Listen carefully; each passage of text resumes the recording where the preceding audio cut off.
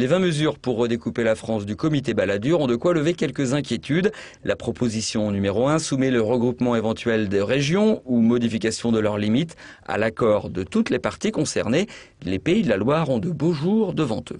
L'avenir du développement de la région des Pays de la Loire passe par le maintien de Nantes comme capitale régionale de cette région. Et si Nantes est dans la région des Pays de la Loire, ça veut dire que la Loire-Atlantique y est également. Et la Sarthe aura le temps de couler avant que le département n'intègre une autre région. Le but est de réaliser des économies. Dans le département, il y a 375 municipalités, 33 communautés de communes. Au total, 411 maires, présidents de ces communautés, conseillers généraux ou encore parlementaires, et autant d'indemnités correspondantes. Les communes sont invitées à rejoindre les communautés, ces dernières à se transformer en communes si possible. Le suffrage universel serait par ailleurs généralisé.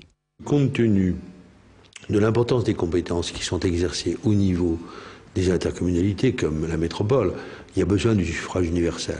Ça, c'est incontestable. On ne peut pas rendre des arbitrages aussi importants si on n'a pas la légitimité du suffrage universel. Mais ça ne me paraît pas incompatible avec le maintien de ce suffrage également au niveau des communes membres. On peut articuler les deux.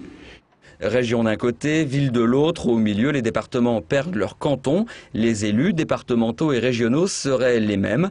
Le département résiste tout de même. Reste à savoir ce qu'à l'avenir il recevra comme compétence. Mais si on conserve une partie pour l'éducation ou si on conserve les routes, etc., ou un peu sur l'économie, bon, là il y a vraiment des choses tout à fait passionnantes pour développer et rendre attractif un territoire en tous les cas.